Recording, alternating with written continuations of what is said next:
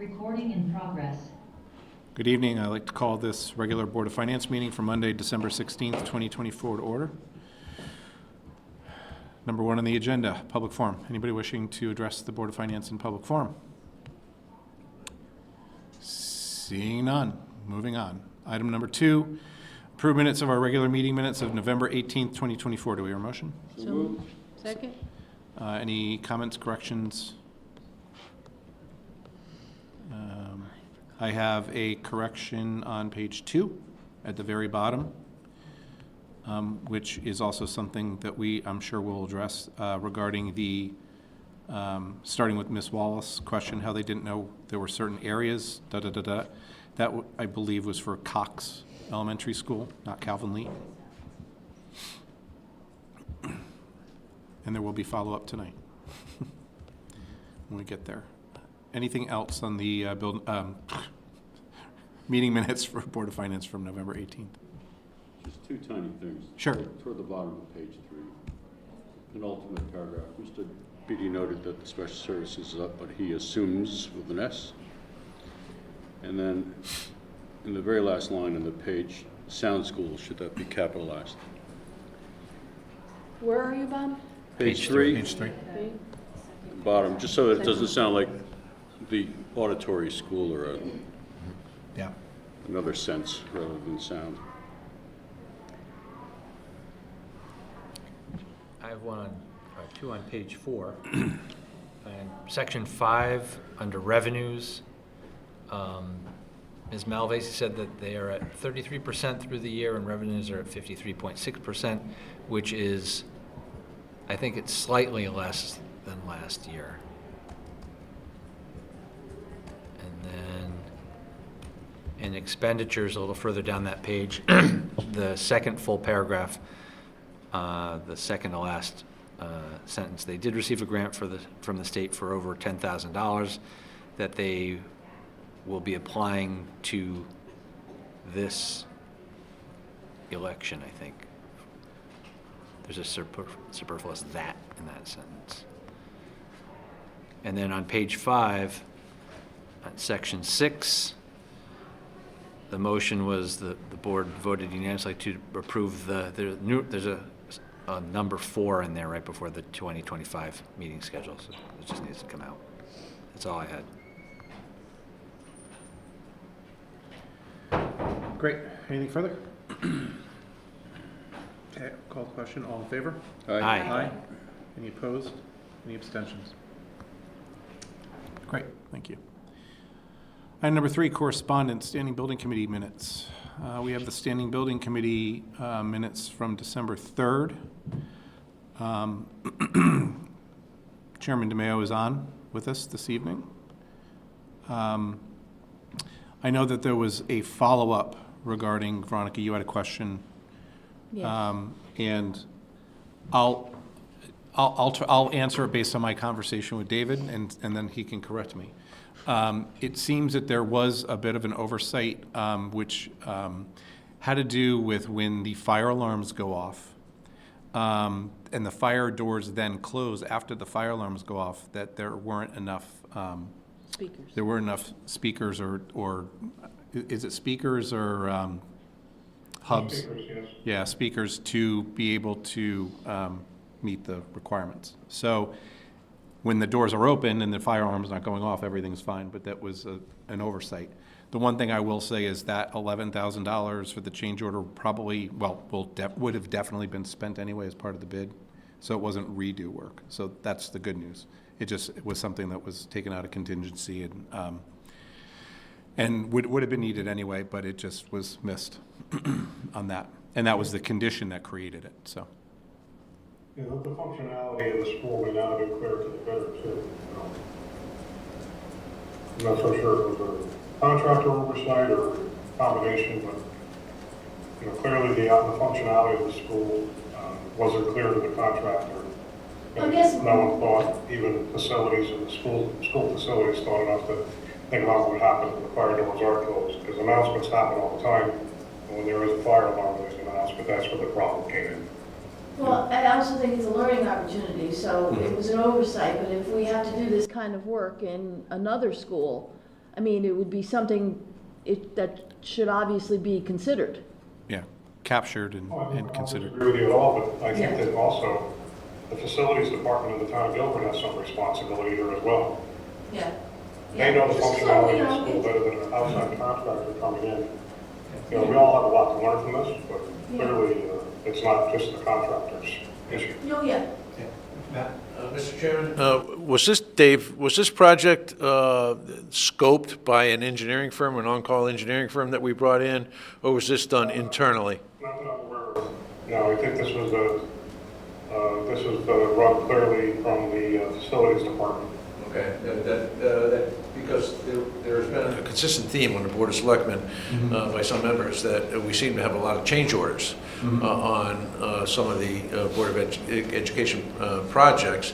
And in particular, it looks as if the engineering firms that we had engaged had missed something, and then we wind up picking up the tab for that. So, and that's been a relatively consistent theme. I'm glad to hear that's not the case here, although you know, if it does fall back on the facilities department, we need to perhaps figure a way to give them more tools to make a more effective RFP that delineates the responsibility of the bidder to investigate some of these anomalies that appear after the fact. Yeah. And Dave, you're in the industry. Yeah, you know, when you go bid a job, you usually take a pretty close look at everything and know what you have to do. I don't disagree with that. I mean, I will raise this conversation with Cliff, facilities manager for the town of Guilford Board of Ed, and, you know, lots of times these projects come to us, and he's already has proposals, and he's ready to move forward. And we don't know about the acquisition of the proposal until it lands on our lap for review. So we'll have this conversation in January, that the Board of Finance has a legitimate, you know, concern about how they're put forward. And so we can continue to do the best job we can in the town of Guilford. I appreciate that. Mike, you and I were together when we put some things in place that required Dave's committee to look at certain projects. At one point, it was only bonded projects, but I think it needs perhaps to be expanded beyond just bonded projects. Well, there's a whole level of oversight, right? There's a project, and there's a scope of work, and then there's a design team usually, and then there's an owner, and then there's a contractor. So when something misses, the worst thing that could happen is when you miss something. One of those steps. And there's something that's not in the drawings, or there's something that's missed in the bid, but you've gone through the project, and all of a sudden it's like, we got to go backwards, and we have to redo work. That is the worst kind of change order. A change order that is something that would have been included anyway, unless it's really, really big, like you completely miss a whole, you know, HVAC unit or something like that. It's usually not going to affect whoever the bidder was, you know, if it's a few $1,000s. It's those big items that you're really concerned about, but you never want to redo work. And this was one that was, it got missed, but not having the engineering or a design team on it could have made a difference on it. So, Well, we've been advised that even if you do hire an engineering firm to do the specs on it, the cost to try to go get the money out of them might be prohibitive in a court of law. Yes. To try to fight them and say, well, you should have found out, you should have known this. And that's one of the challenges, and it's been a pet peeve of at least one member of the Board of Selectmen, so. that's why all the firms carry professional liability, because Well, of usually. negligence, was their professional negligence. But that's another conversation for another time. Anything else for David regarding the December 3rd standing building minutes? I have one, Mr. Chairman. Go ahead, please. Chairman DeMayo, I was just reading the minutes, and something caught my eye. It was section 17. They're having a little discussion about upcoming projects at Melissa Jones. And it said in the minutes that there was a contractor had used sprinkler pipe instead of heating pipe. So automatically what came to mind is this perhaps the contractor's fault, and they should pay to fix the pipes at Melissa Jones? It could be. This project, I believe, predates both Cliff and the current standing building committee. Okay. I can confirm that at the January meeting, but Yeah. it certainly predates myself on the committee. and I've been on for, I don't know, 4 or 5 years. So that was, I had the same thing circled, Jonathan. And I had it circled and had when. So when did that happen? This was not a recent project. This was a project that happened a while ago, and now they're finding it. Well, what do you do after the statute of limitations and the contractor's gone and everything? Okay, so it's that much So time has it's elapsed. so there's time that's elapsed. I don't know how much, but it's before Chairman DeMayo's time. Yeah. It sounds like something I would do. I wear scuba gear when I do my plumbing, so. Another question, though, about that section. It also mentions a ventilator unit, and it said it, like, previously failed, and now it's being replaced again. And I was just curious, how long ago was that? Did we get our money's worth out of that piece of equipment, too? I'll have to defer to Cliff on the Okay. dates of this project, so I can get back to you folks. I'll reach out to him in the morning and get back with Chairman Isles with an answer. All right, it wasn't, a huge big deal. Well, I think it And the comes- way it was read, it was like, Well, it comes we down to, just was replaced it it, we under gotta replace it warranty? again. Was it recent work? Was it something that had given us 20 years and it owed us nothing, right? Might not So- be easy to replace a ventilator Right. unit, depending on how big it is or where it is. Right, so, yeah, good question. So I will find out. Thank you, David, appreciate it. Thanks. Of course. Okay. Anything else? Okay, otherwise we can, we'll move on. Chairman, have a wonderful holiday. We'll see, Thank you as well. and we'll see you in January. Bye, Bye, Dave. Gilbert. Okay. And we'll talk soon. All right, take care, Dave. Thank you, Dave. Take care. Bye-bye. Item 2, Pension Committee. Anything on the minutes or the investment report?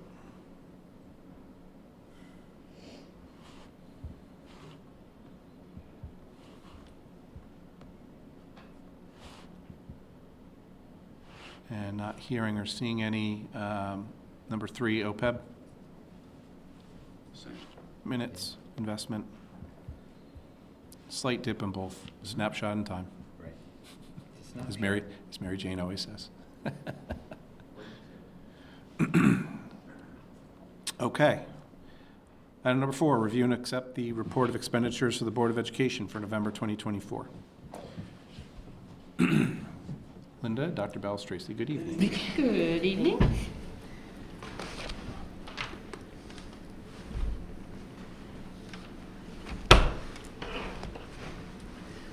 All right, so we have for you the November 2024 financial reports for this fiscal year. Noting that the expenditures for the month of November were $5,248,219.85. Expenditures and encumbrances through the end of November were 37.48% of the budget, as compared to 37.44% in the prior year, so comparable.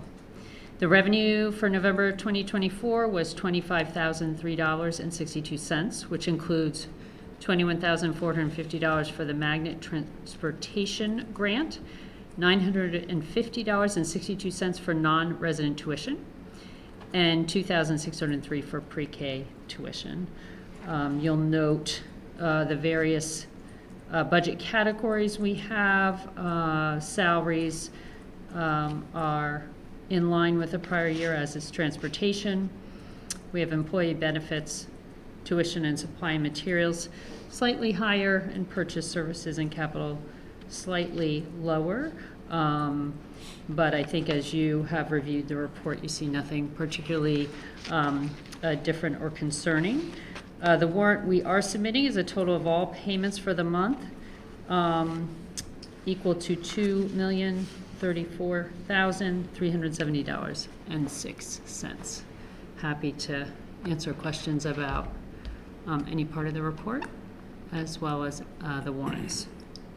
I'll just bring it up real quick. That tuition report was not released today, but Linda just informed me that it has not changed No, much at all right. since the last month, so No, we'll get one there's- next month. You'll get one next month. Okay.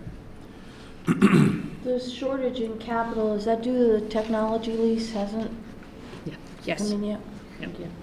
There's our lease was bought out by another company, and they have slightly different procedures for submitting for reimbursement. So we should be getting that reimbursement soon.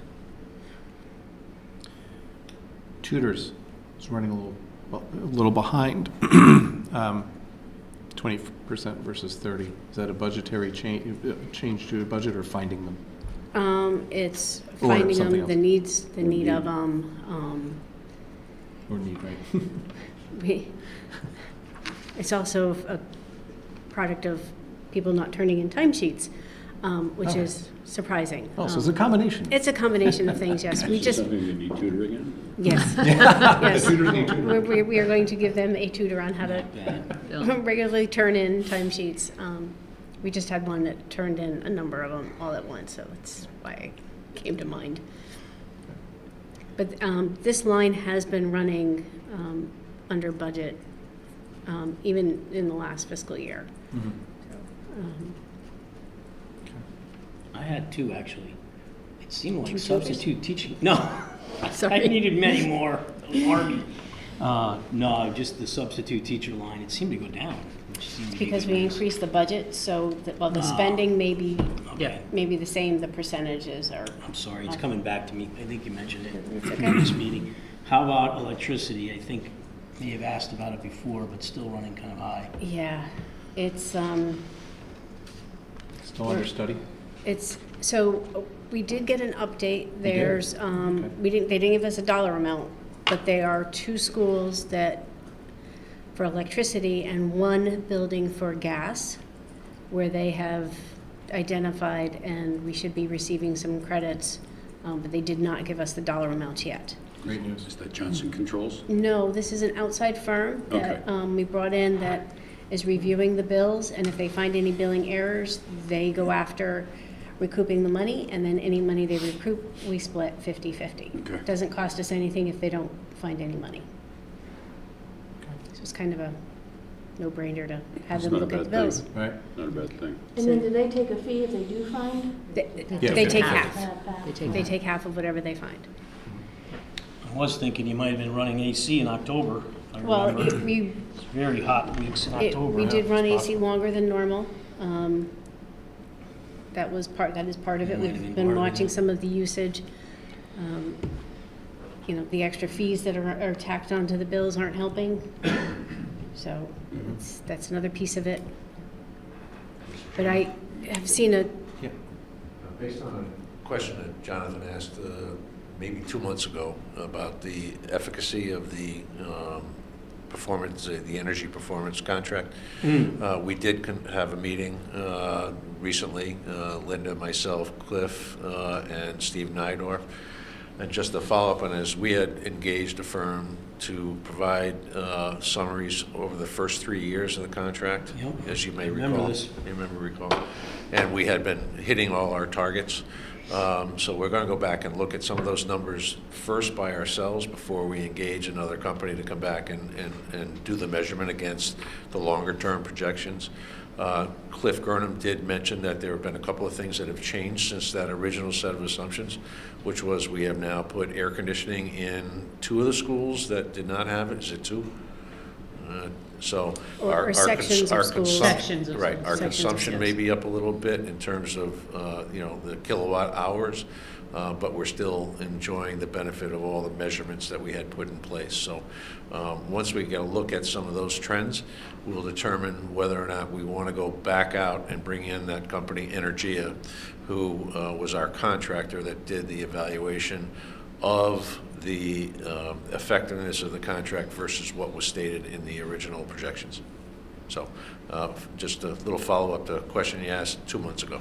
I can't remember how much they charge for the measuring, but it certainly would keep Well, the contract honest, trying yeah, to figure we'll- out if we're yielding the results. Well, and particularly since there are performance penalties if they don't meet them. So we're going to look at, that's why we've engaged Energia and also another entity, Titan Energy, which we contract through CCM to purchase most of our energy, our electrical contracts, and see whether or not we can leverage both of those firms to do something. Can we also have any side effects from their measurements? Will they maybe discover things that maybe aren't necessarily related to the contract, but they'll say, oh, you really should be Well, that's, doing something like this? that's why Yes. I've engaged Titan Energy. I had most recently had an opportunity to talk to those folks. We've done a couple of things with them over time, including the most recent installation of the EV charging stations outside of this building, outside of the parking lot behind the marketplace, not to pick one business, and then also the additional 2 stations over at the Town Hall parking lot. They've been a good partner with us, so we're looking to see whether or not they can provide us with some opportunities to relook at, are there some areas that we missed with that original Performance Energy, that contract, so. That sounds good. And then Energia, as I said, which is the company that did the evaluation of the efficacy of that contract. So we're working it. Thank you. You're welcome. The other thing I was going to say was there was a number of emails that I saw from other school business managers this morning, all talking about electricity budgets for the coming year and what increase they are budgeting. And I have seen increases on some of them anywhere from 25 to 35% increase on their electricity budgets for next year because of what their current charges are. But So are it's they, did they do okay this year, and or were they way off They- this year? Well, that's what their projections are off Yeah. for this year, so Yeah. they're all saying they're gonna be over budget this year, so Yeah. they're looking to increase next year It's all anywhere. off the base, yeah. The ones that I saw today were 25 to 35% of an increase to their electricity budgets. I've met quite a few individuals who aren't happy about their electric bill. Yes. They had a pitchfork, but that's a different story. For the medical, Go ahead. Yeah, I was pointing at. Go ahead. Is it just the paraeducators that's bringing that down? The money that you're getting for the paraeducators program? Because we're getting like 78,000. Is that for the quarter or is that for the year? That is the annual payment, annual amount that we got, so it's a one-time payment. Okay.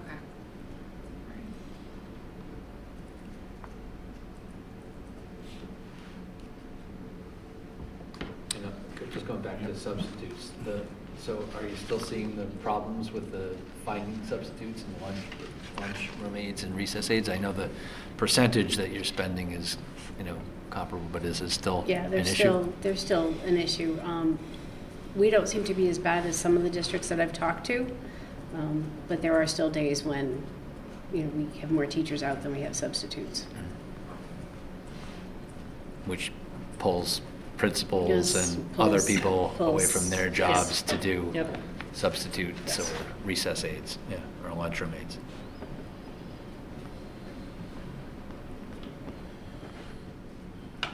Anything on warrants?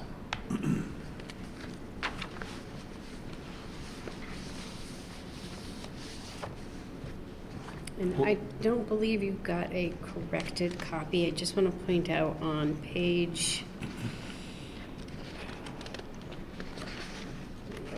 No, I lost the page. On page 5, you'll see 2 name removed for privacy. That should have been included on one line down, so please just do not mention that name publicly. That is my fault for not blocking that out, and I apologize for that mistake. Got it.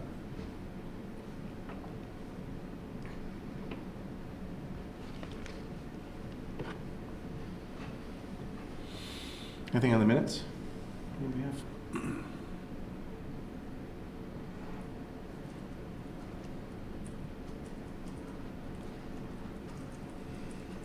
Silent bunch.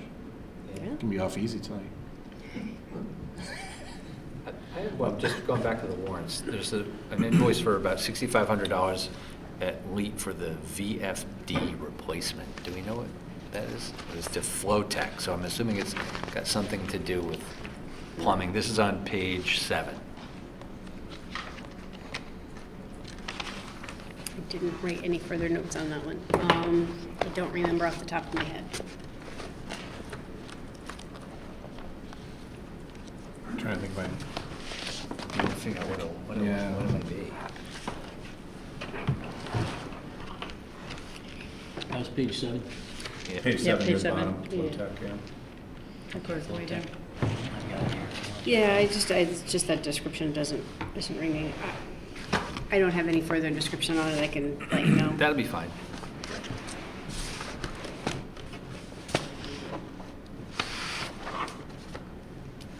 So, if there's nothing else, or if there's no other questions, I figured now would be a real good time to just very briefly bring up our meeting prior to this.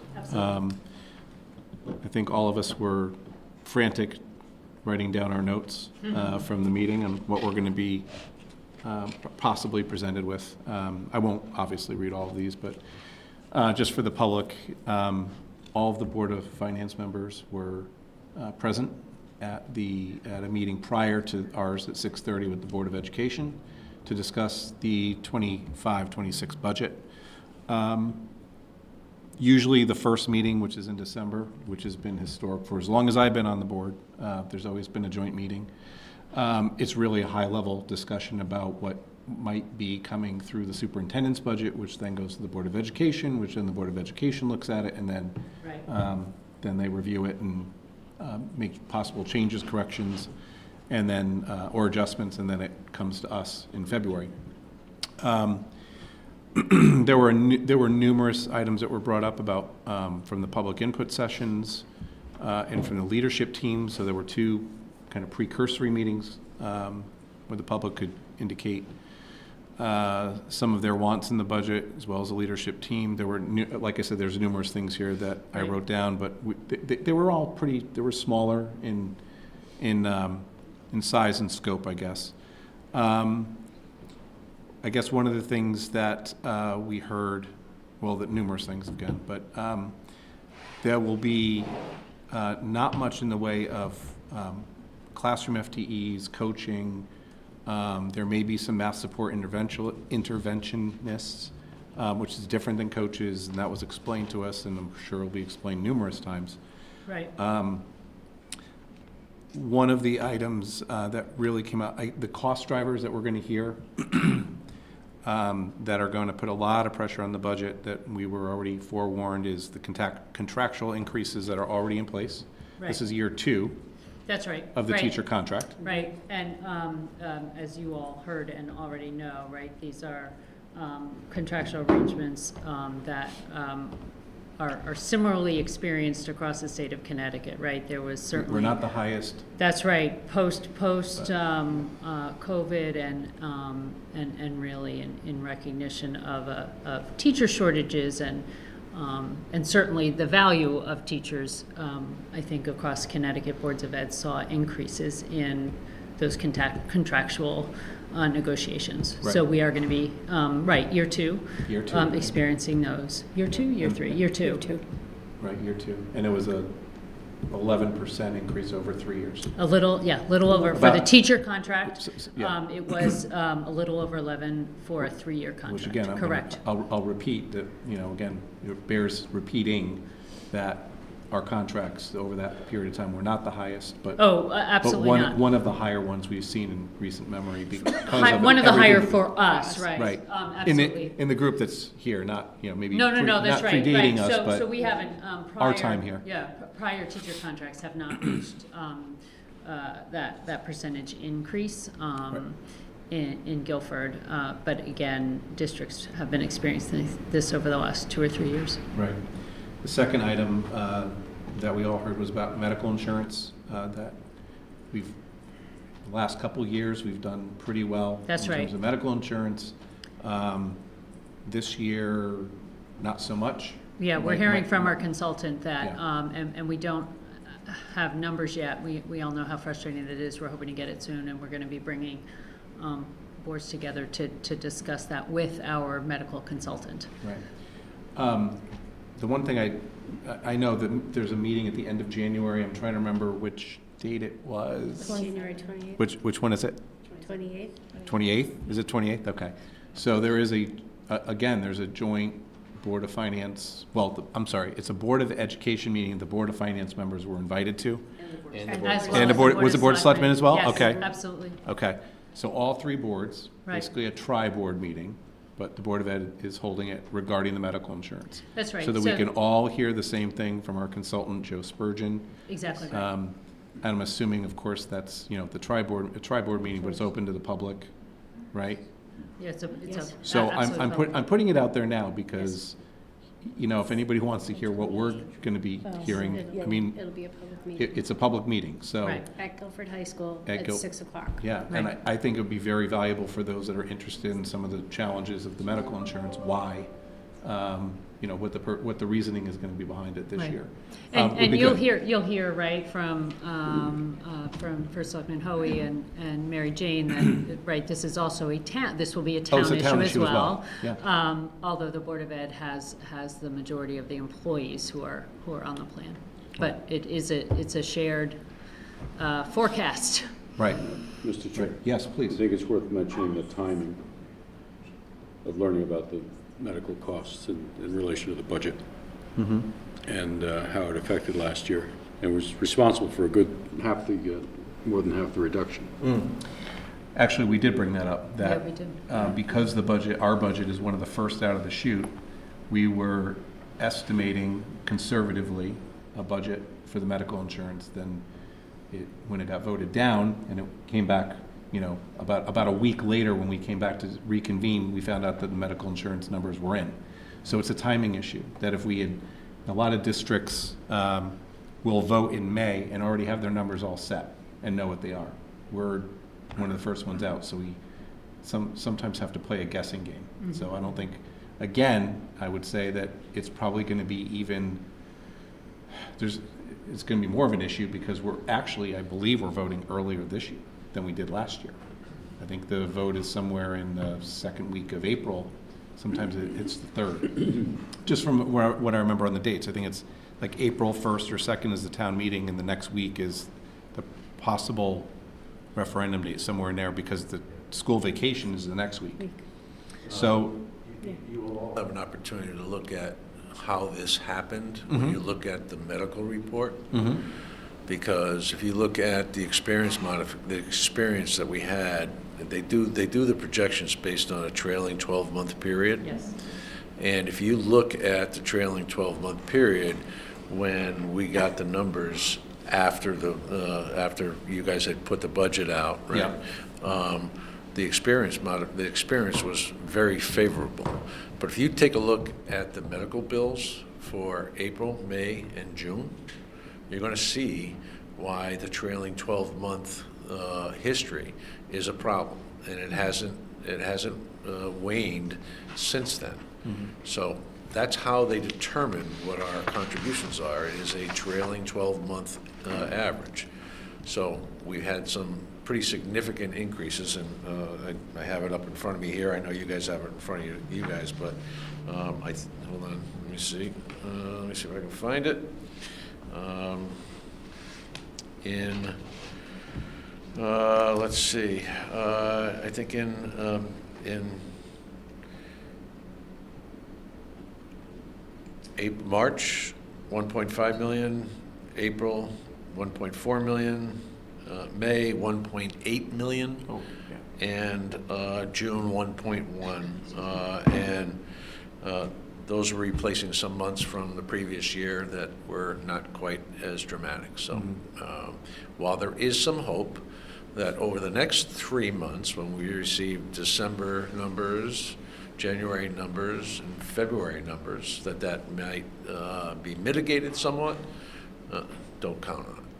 And the number we're looking at this month, as we'll get to, is in the 1.6 range. Yeah. So, yeah. So, no, I was just going to say, so ultimately, this meeting that I was talking about, this tri-board, it's a educational opportunity to hear from Joe and our consultant, and then, then the numbers will be generated that we'll know, most likely after we send the budget on. But we'll give Right. all of us, right, all of us a chance to talk to them, which will be Right. great, right? I mean, But we'll the have a Board of better Ed meets we'll with have them a regularly. better understanding, that's the point. Right, but allows everyone. Exactly. To be able to Which meet is with very them. helpful this year Yeah. to have that. And it is not just talking about, woe is me, this is what we have. We need to look at solutions. Right. And we're in a very fortunate position of having a pretty significant fund balance in that, which we have not touched in a few years.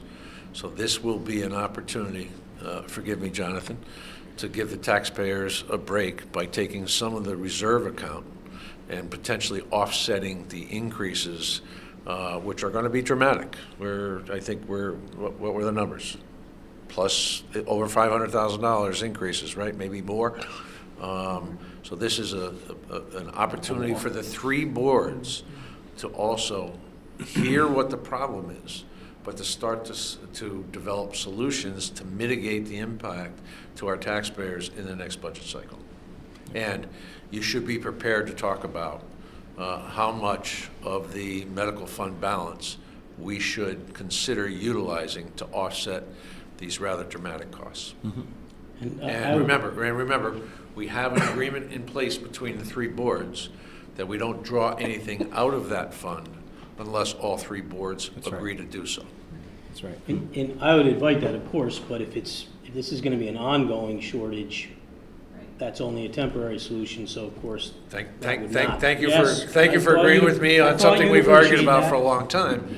But we do have, I think it's $4.5 million in that account right now. And we've been loath to use it of late for exactly these scenarios. There are some of us who have been doing this long enough to remember when we had a $700,000 shortfall Yes.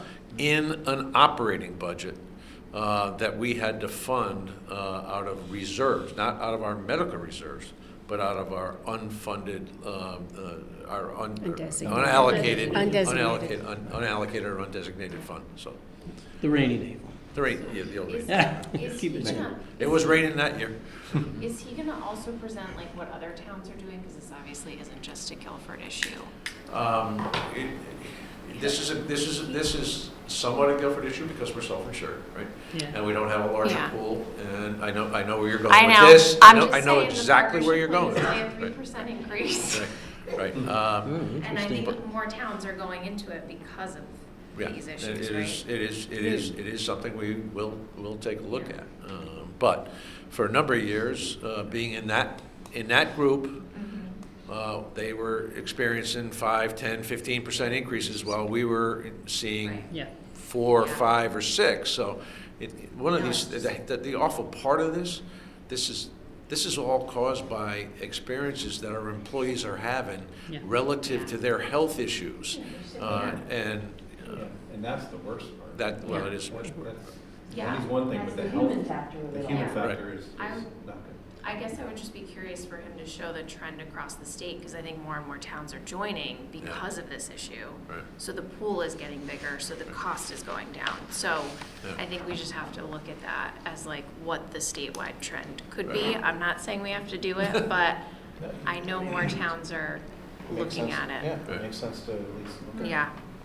I will mention it to Joe so that he can Yeah. be able to provide I that would just- information. Yeah, because we're not the only town that's had this issue. No, with no. them. I will say that I know that for us to move off of our plan of being self-insured to something like the state plan, there's a huge cost because of, and Mary Jane can correct me if I'm wrong, because of the IBNR, the incurred but not reported claims, there's a huge cost to us that we would have to somehow figure out how to cover to be able to move from being self-insured to a plan like the state plan.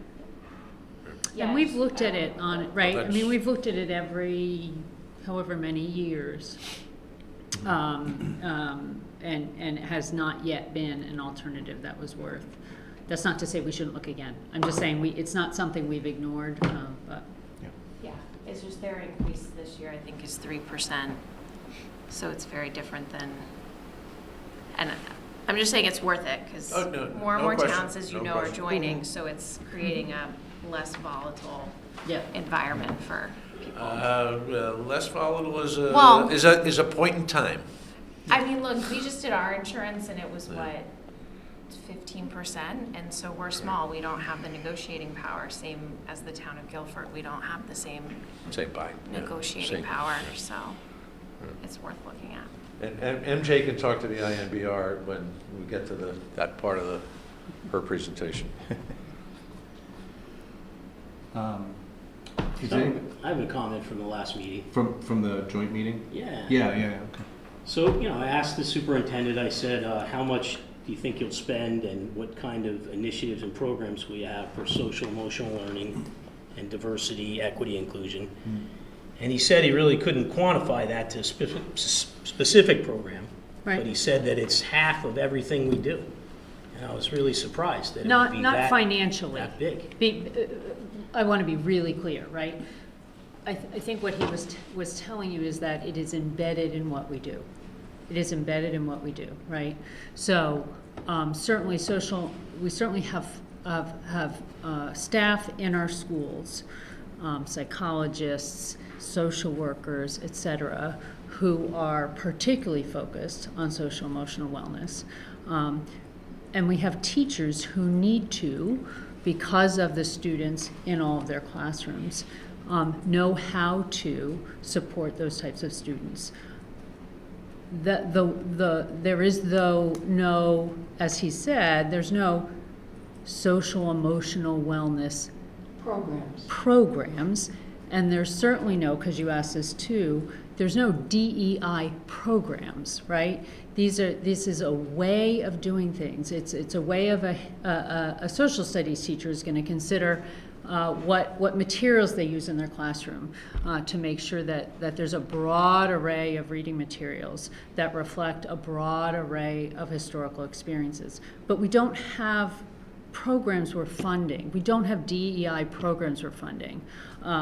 So there. Do you still have the equity liaison? Is that Yes. Yes. considered And that's in the budget. diversity? Yeah, that's staying. Yes, the equity liaison. Equity and inclusion? Is that? Yeah, so, Oh, so okay. that's it's a part-time person. So as I said, much like we have staff who are focused on social emotional wellness, right? I mean, our psychologists and our social workers. So certainly we have some staff for whom that is their target job, their target focus. We don't have DEI programs. It is, again, a way of doing things. And again, when Dr. Freeman said it's half of what we do, I would suggest he was not talking from a budget or financial standpoint. I think before we get too much in the weeds, I mean, we're going to have a lot of time. To Absolutely. but We'll talk more about What I would that. say is, I do think that was probably misstated, especially when it comes to, thinking about financially half. Right, it wasn't a budget I think the comment. proper way of integration or it's threaded, right? These types of the things actual meaning are is different threaded. than the literal meaning. Different than a absolutely. little. It's Absolutely. Sort of like a colloquial term somebody would just throw out. Well, I'm not sure what you're getting at, It's like Jonathan. more of like a strategic, meaningful culture shift in everything that you do. About So half like the if time. you're in It's- English it's a- class, no. you're, It's not half the time. take It's a out half. component of Take out the half. overall curriculum. Integrated and threaded through. Yeah. It's not, the teachers aren't sitting there constantly thinking, okay, this is what, Oh, no, it's an awareness. That's An exactly. awareness is important in today's day and age, period. If you Now, said the golden rule, it would have been about the same. yeah, so I mean, honestly, just start targeting, numbers and how much it is. Yeah, I think we can it's get not into a- those discussions later on. But it's certainly not half the budget. So you That don't is think not it's what he was saying. quantifiable either? You can't figure out how much it I'm is? saying, no, because it's very not- hard to tease apart. It's no more tangible than exactly, okay, well, what's the effect the coaches are making? Give me exam scores, give me SAT scores, give me ranking.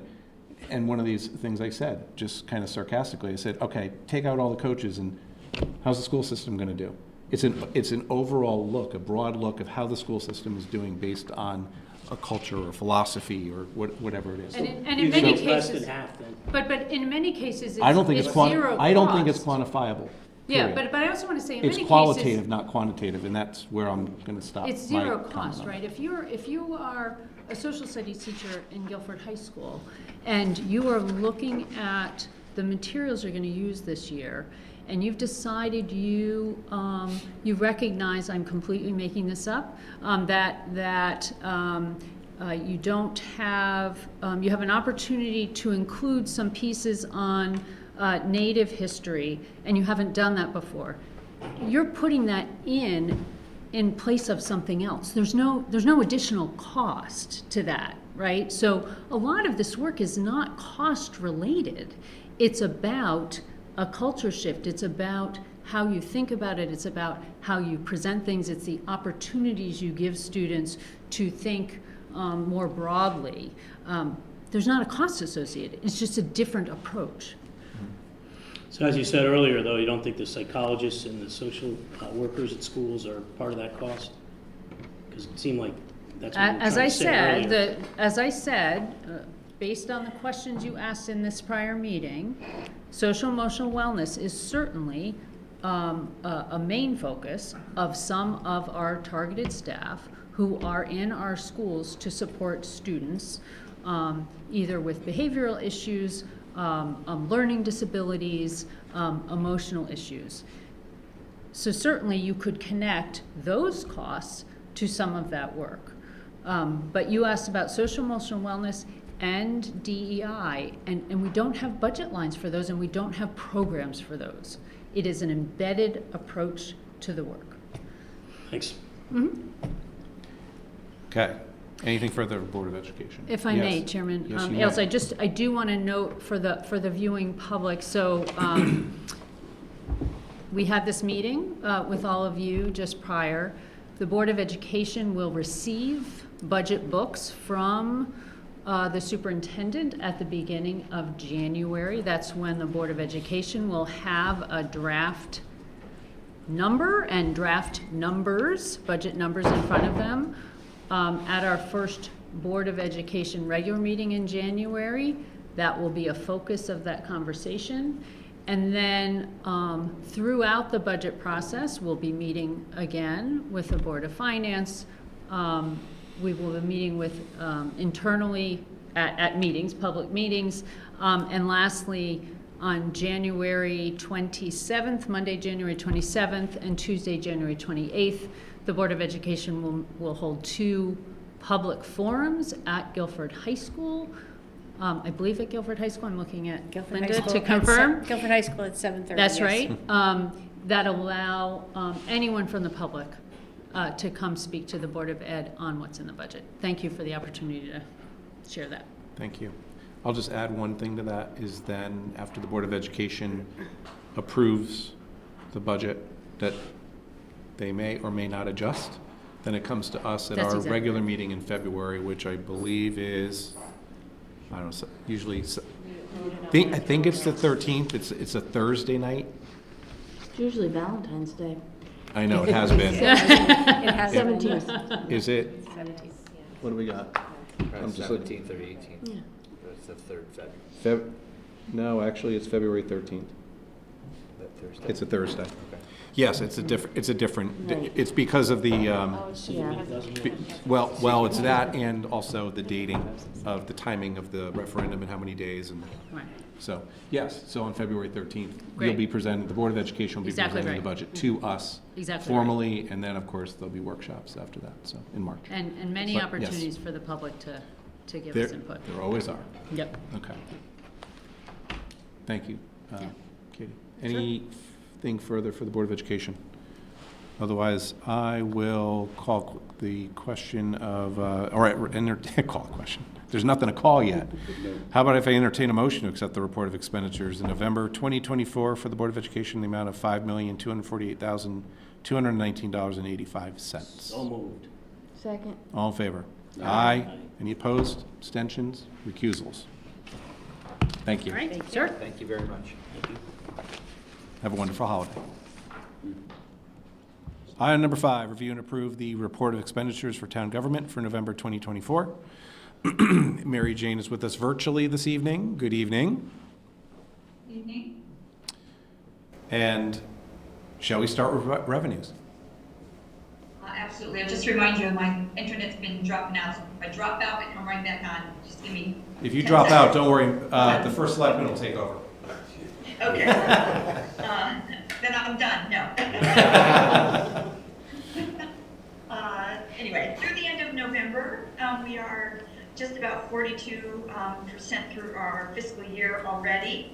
Our revenues are 54.3% received, slightly lower than where we were last year, but if you remember, we have increased a number of our revenue budgets, so that does make a difference from line item to line item. I will say that the interest income is still running above where we budgeted. We're at 56.5%. Tax collection is right where we expect it to be about right now, over 50%, so tax collection is running well. And I'd just like to note Youth and Family Services looks like they're down at this point, but I will remind you that we increased their budget this year, so caseloads and revenue are still as high as they have been the past few years. Are there any other questions on revenue? Okay. We'll move on to. Town clerk's still doing very well. Yes, town clerk is doing well. Again, that's conveyance fees mostly, so goes up and down each month depending on sales. Not quite as well as the Board of Selectmen's doing, though. Did you sell something? Yeah, that's the auction. Yeah. That's the auction. It should probably go somewhere else, but we'll take it for now. Every once in a while, the Board of Selectmen chooses to allocate the money that we receive from the auctions to a particular purchase. So for instance, and I'm going to make this up, if we buy a new backhoe and we sell our old one, the Board of Selectmen may choose to use the revenue from the old one to go against the new one. But in general, we're just auctioning off things that really that aren't being replaced. So that's why the revenue typically stays with the selectmen. But we will do that on a case-by-case basis. Okay. We can move on to expenses then. Okay, on the expenditure side, I just wanted to note that the town clerk and the registrar of voters are higher this year than past years because of the early voting and the number of absentee voting forms that come in through those offices. I do want to note that we did receive a 2024 grant from the Secretary of State's office for $10,500. That has indeed been applied already to the registrar of voters. So that number that you see already includes a reduction for that grant. Other items, wanted to note the library looks like they're running higher, but that really is just timing of transfers from the town to the library causing that. Oh my God, I'm gonna go!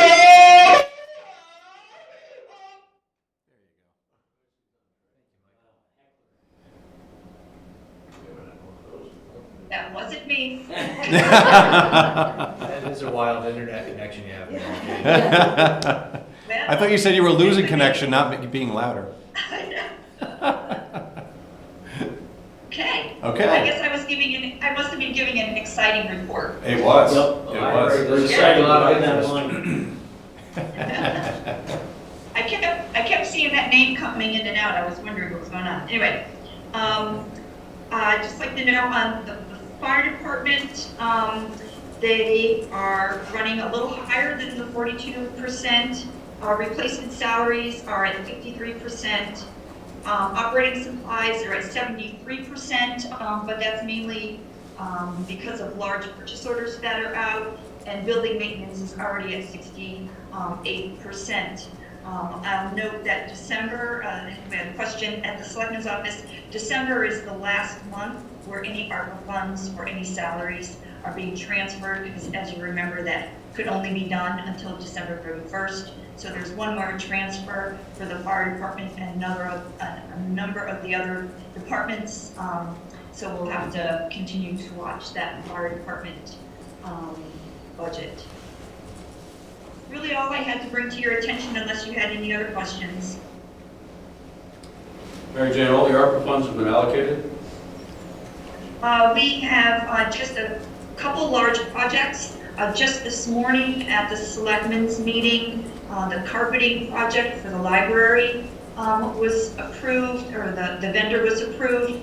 That's one of our large items, so that will be putting a purchase order out for that immediately. And the other large item still open with bids coming in is the tree planting project for in Kevin McGee's office. So those are the last two large projects waiting to be obligated. We have some small items that we were working to complete as well, but we have also obligated the interest that we have received on those ARPA funds. So on the chance that we might have a project that comes in under the amount that we have obligated, we have other purchase orders to make up that difference.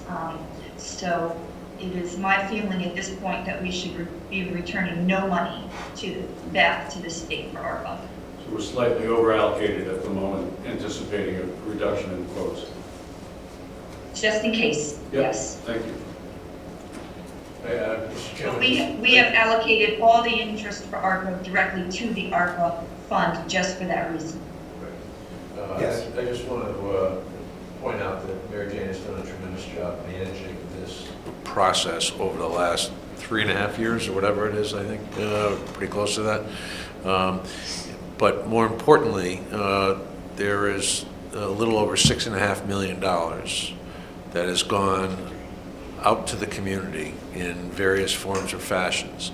$1 billion of which went to nonprofits through the Guilford Foundation program that we put together.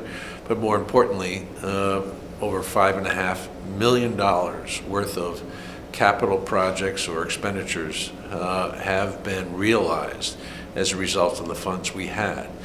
And it's important to note that these are things that we probably would have had to pay for, bond for, or do in a future budget.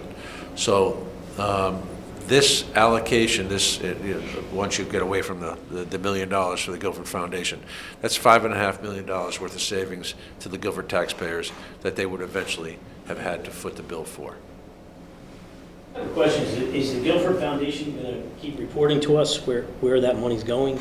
They've already done that. They've already satisfied all their requirements in the awards that they gave to the nonprofits. And that satisfies the federal requirements for the expenditures. If you've allocated it and they have received it and they use it for whatever purposes that they had applied for under the grant application to the Guilford Foundation, we're done. We've satisfied all our legal obligations. So it's all dispersed at this point? Yeah, it's all been dispersed. Is there a final report that we could grab? Yes, I'm pretty sure MJ will have will have the reporting from the Guilford Foundation that we can share with you folks as well. There were some 34 entities in town that do business in town that receive funding through this program, and I think we've had photo opportunities with probably 32 or maybe 33 of them, and we have one a little later this week. But nonetheless, it's made a pretty significant impact in the community. So. Anything else on expenses? Otherwise, there's 3 warrants, special fund and 2 others. Anything on any of the warrants?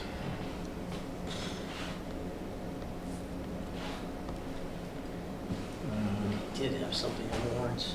I don't think I had any. Yeah, it was Go ahead. creative recreation, I guess. Significant amount of money to Where are do. you? Where- Sorry, special ones. Did I skip You're on to the special wrong? fund? Yeah, I Okay. skipped to the wrong area. Third line.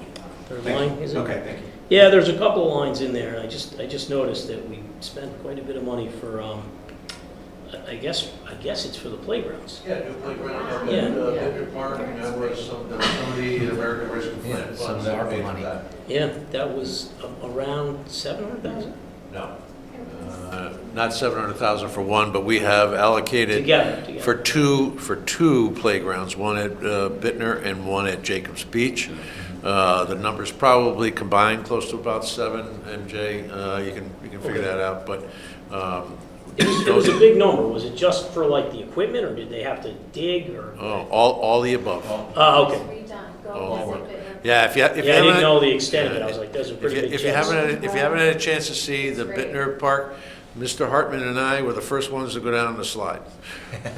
Well, It's a big officially. slide, Officially. Officially. Is there a picture of that? Because, There might be, but Bob and I have paid to keep There's it more than quiet. just video. There's audio. Ouch. Yep. Anything else on special fund? Or the other Can ones? I also just make a point on Please. that? The cost for the implementation of those playgrounds was offset by a significant amount of work that our Public Works Department did for site preparation work, and then also putting in mulch and building berms and some other things. So it was a really cooperative effort between Park and Rec and Public Works. And the Park and Rec Committee themselves went out. Absolutely. To They were, disassemble the, they were out there unbolting the old one. Jacobs and- Beach, which was donated to Guatemala. Thank you. Okay. There's also a fundraiser going on for it as well. can I ask you something? That's a great thing, but how did they get it there? I don't know all the details. Yeah. There's a fellow, there's a group Maybe that shipping goes container? around, they take care of it. So they have different safety rules than, we might have, so they're content, very content with it. There was nothing terribly wrong with it in the first place. And they took care of it, and it's a great thing. It's a win-win. Should we go to medical? We've already touched on it this evening. Mary Jane, would you like to add I don't anything? have much more to say I Yeah. don't have much more to say that's already been said. Yeah. Other than you will note, as was spoken of earlier, our claims are far higher the first half of this year than they have been in the past.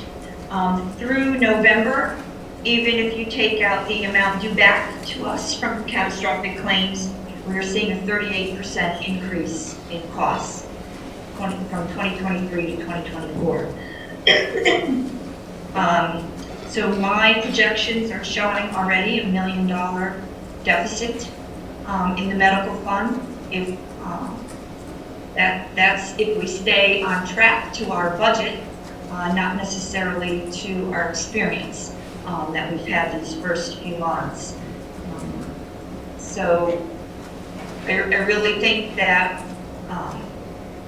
any questions or issues we have, Joe Spurgeon can explain it much more eloquently than either Linda or I, even though we sit with him and go over it, which is why we recommended that the three boards meet to hear from him directly.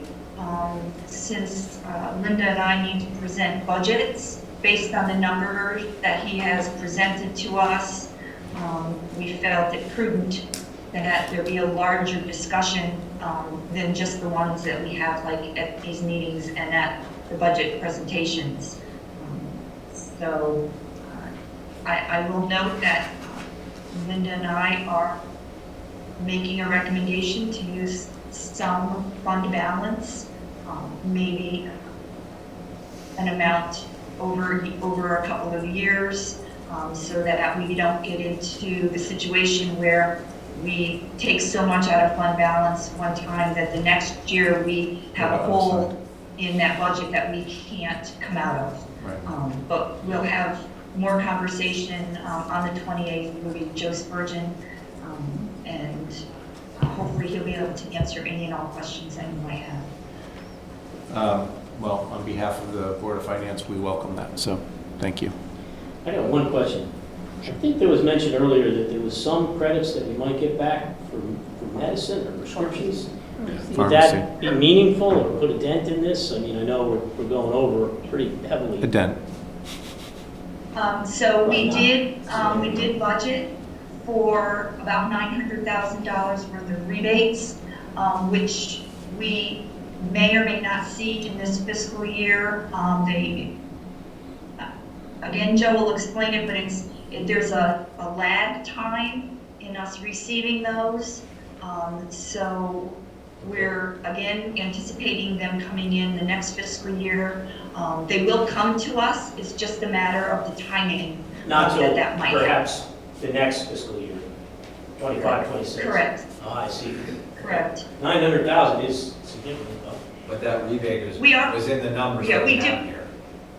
Right, we do receive pharmacy rebates on a regular basis, standard ones that we also budget for year after year, but we were, I guess, promised, I'm not sure if that's the right word, but we are anticipating this extra $900,000, and as far as I know, we will receive them, it's just a matter of when.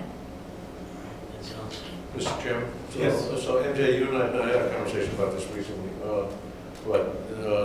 there's a possibility of an anticipated $900,000 payment in the upcoming fiscal year for those pharmacy, for the pharmacy stuff? Will you? Right, and it might come in partially this year and next year.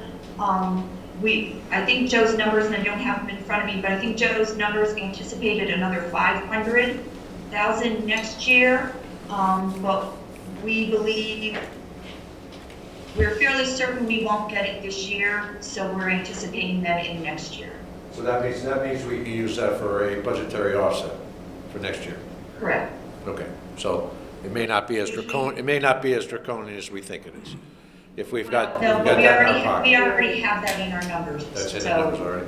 It's already Already baked in. embedded in the numbers we've been talking about. Okay. So one other question, and I've asked this one a few times before, is there any possibility we might reconsider the ISL and go for maybe like another option or something that maybe works better for us? I've been seeing that it hasn't been working, but there's no crystal ball, I know that.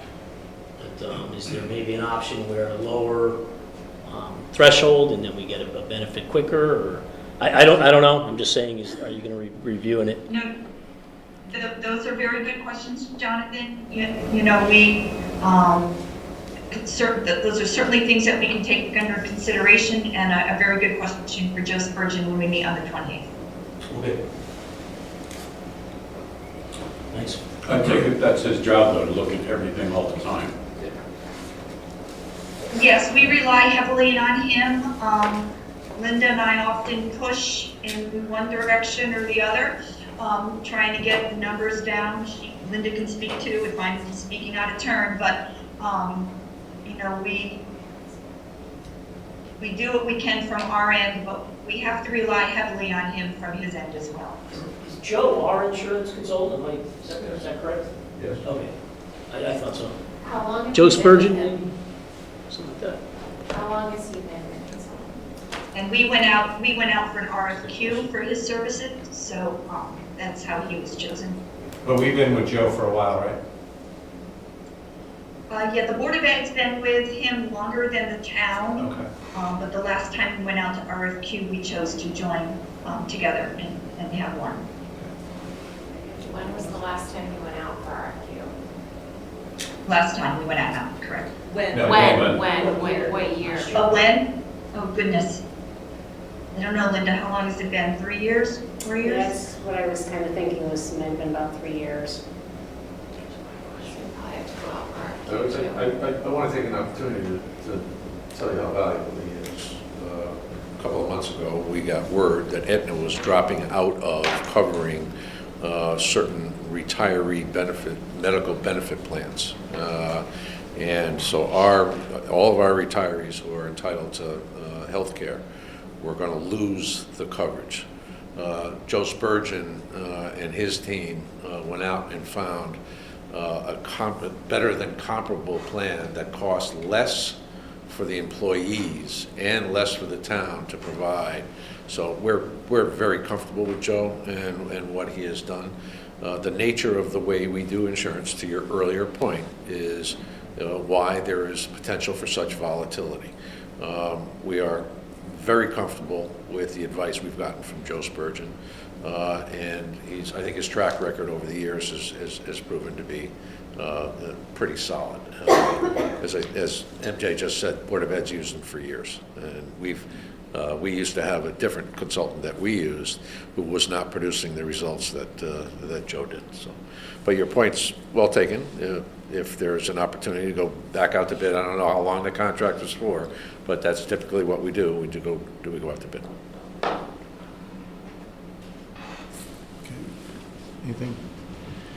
Anything further? Medical? Or at all for town government? Okay. Excuse me. I'll entertain a motion to approve the report of expenditures in November 2024 for town government in the amount of $3,119,727. So moved. Second. All in favor? Aye. Any opposed, abstentions, recusals? Excellent. Thank you, Mary Jane. Welcome. Okay. Number 6, committee reports. First item, building permits. Anybody? Building permits? Going once, going twice. Gone. Okay, item number 1, registrar of voter stipends. So,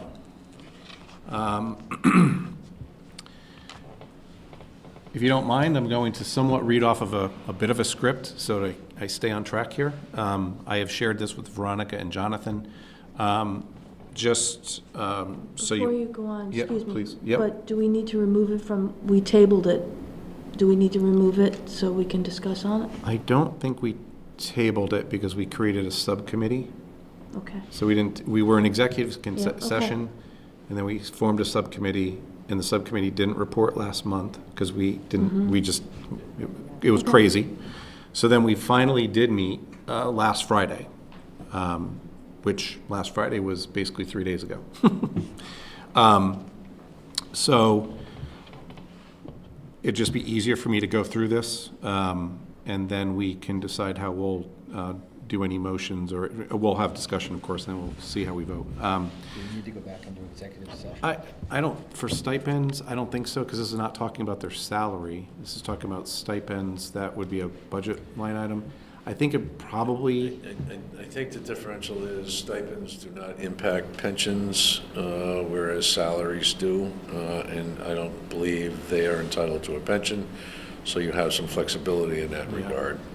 I'll rely on you on that comment, but I also was thinking a little bit more on the transparency sake. That's fine. Because one of the things we've been talking about is making sure that this particular item is auditable, transparent, all of that. So I think this is the best way to do it. So, I'm sorry, Megan.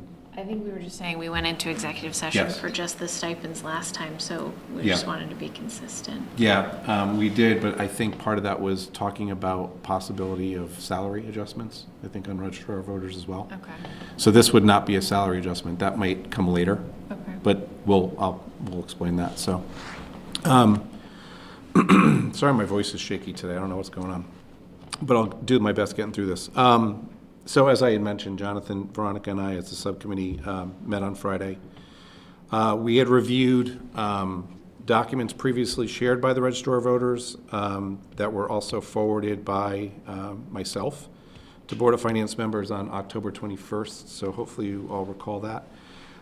There was also a chart of the registrar of voter salaries and stipends with comparable town information that was provided by the registrar of voters office on December 10th, so that was last Tuesday. And it was shared with the subcommittee, and that was reviewed prior to our discussion. Wanted to provide a little bit of historical information for reference so that you all kind of understand what we were seeing over the past 6 fiscal years. The stipend amounts requested by the registrar of voters each year in total equaled, and I'm going back from fiscal year 18-19 on.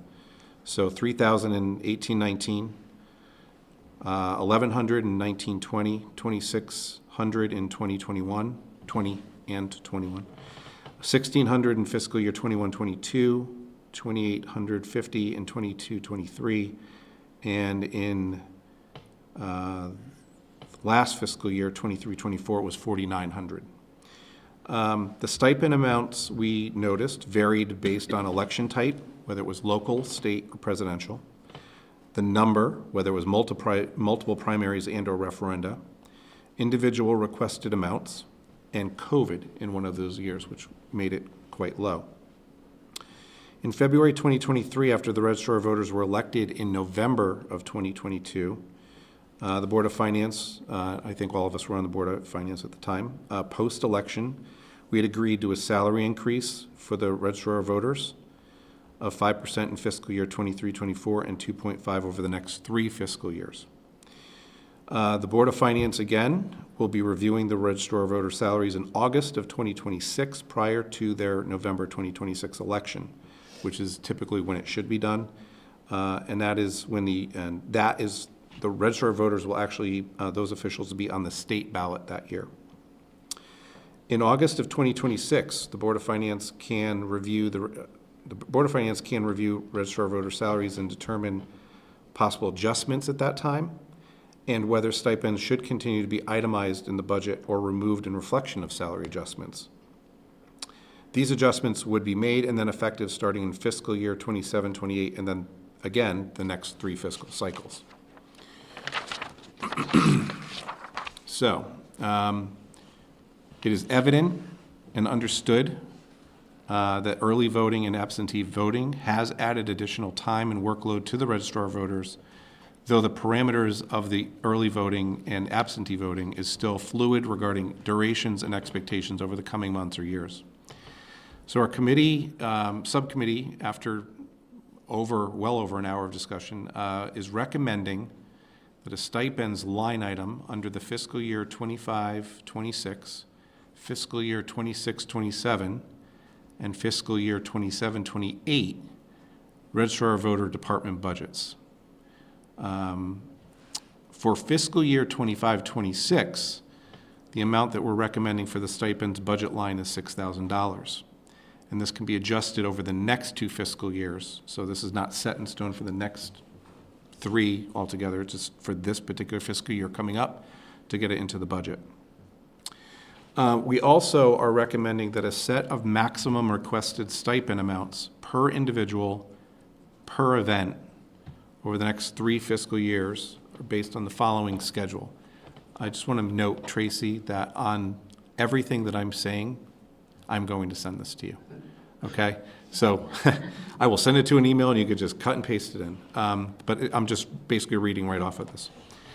So, and again, the subcommittee have agreed or recommending collectively for the general election, which would be in November, that a $500 stipend for local, $600 stipend for state, and a $700 stipend for presidential elections may be requested.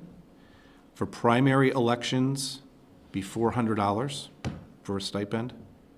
For early voting, which is not applicable to town committee primaries or referenda, it would be $1,000 per presidential election and $500 per primary. For referenda, such as the budget, would be $400, and under unique rare circumstances, of which we only found one over the last 13 years. 14 years, would be $400. So there'd be a schedule of a maximum amount that each registrar or voter for each of those conditions could ask, and that would be pulled out of the stipend budget. We do understand also that regarding the current fiscal year we are in, 24-25, so far the current amount requested to date has been $700. Based on our schedule recommendations above starting from this point on, which would actually, we would say the November presidential election, because that just passed, and this was brought to our attention prior to that, we would recommend that a $1,000 per registrar voter stipend be allocated for early voting purposes for the recent November presidential election. Any future requests in fiscal year 24-25, which would go through June 30th, such as a budget referendum, which we know is coming, and possible primaries, which probably will not, those requests would follow the maximum amounts per individual per event according to the schedule we're recommending for the next 3 fiscal year budgets. I know that was a lot, but ultimately, we're looking at a stipend line item, a budgeted amount that can fluctuate fiscal year to fiscal year, but $6,000 for this upcoming one to get it in the budget, a schedule, and a recommendation for this fiscal year, which does not have a stipend budget, but would be granted based on historical purposes. And again, I would reiterate that once these stipends are put in place, and then we have an opportunity again in August 2026 to review the registrar of voter salaries, then we can determine how we address the stipend line item, whether we take it out or whether, how that is actually figured out at that time, but not touching the salaries in the time before August 2026. What's the process? They request it, but who approves it? The request, Like, what's the audit trail there? well, that's part of the discussion, I guess. Oh, I kind of was The assuming it audit- would still come to us. You're right. The current budget already includes what the registrars have determined they would get paid by themselves. So I don't think it's going to be a net increment to their budget line item because it's already been embedded in the in their current budget. Yeah. The second thing that I would caution you about is, as a result of the ballot question across the state this November, the state has, the state will be going to no excuse absentee voting, which if you talk to the registrars, they're very excited about. But if you talk to the town clerks, they're not so excited about. So my suspicion is we're probably going to talk about the same amount of money, but it might be going to different buckets. Not to throw a monkey wrench in your committee work, but there is a strong possibility that the two items in the Registrar of Voters budget, one for poll workers and two for stipends, may be completely different than the experience that we've just had. So it could well be, and who knows what they're going to come up with after the no excuse absentee, because they're going to reduce the window. I can tell you that because there are communities all throughout the state who paid an exorbitant amount of money to do the early voting. All right, far too long. And so I think you're wise to give yourself an opportunity to look at this again. Most likely next year, after we see what happens with the implementation of the no excuse absentee voting. And I'm probably gonna, well, I'm not.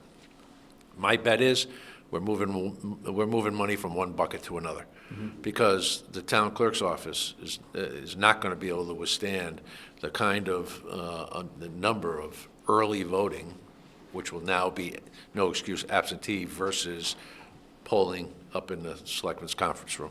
So we will be bringing in, they won't be poll workers, they'll be town clerk workers. I think our chairman made an allowance that we would review it each Yeah. year. Yeah. And we even That's what I heard discussed earlier. That's no what I heard excuse earlier. voting as being something that We would maybe wanted to have something. change the equation. Yeah, And one more thing, I sort of had that same feeling that they were gonna change the early voting, so I was kind of pushing for a daily figure of $100. But they said, the chairman said we could cross that bridge when we come to it. The Right main now, we thing- know it was 10 days. Right, the main thing, and they were all, and listen, it was really good discussion, and, there's probably a few different ways we can go with this. The whole idea was to pull the money out into something that is transparent and that is allocated and that we know it, and to set some guardrails Yes. as far as because the amounts were all over the Well place. said. But the one thing I will note, and I said this to both Veronica and Jonathan, is that when you go back to 2011, when, our records here, or 13, whatever it was, when you go all the way back, there is no escalation on these numbers. So the same number that they asked for a local election, for a stipend, is the same that they asked for this past year. Or not a local election, but actually the last time there was a local election, last year. So there wasn't like this, 400, 500, 600, 700 every single time. It fluctuated, but it There was seemed like. to be no But there was, COI in the but stipend. there wasn't really a rhyme or reason why it was, but it wasn't huge differences. It wasn't like 400 and 4,000. It was like by $50 here and there. So just to set something as a guideline to say, okay, this is the maximum you can request, and this is where it's coming from, and then we can revisit it. So that's, So- I so- just meant, who's, like, if I, as the registrar, request my 400, who's approving that? Because, like, I shouldn't be approving that.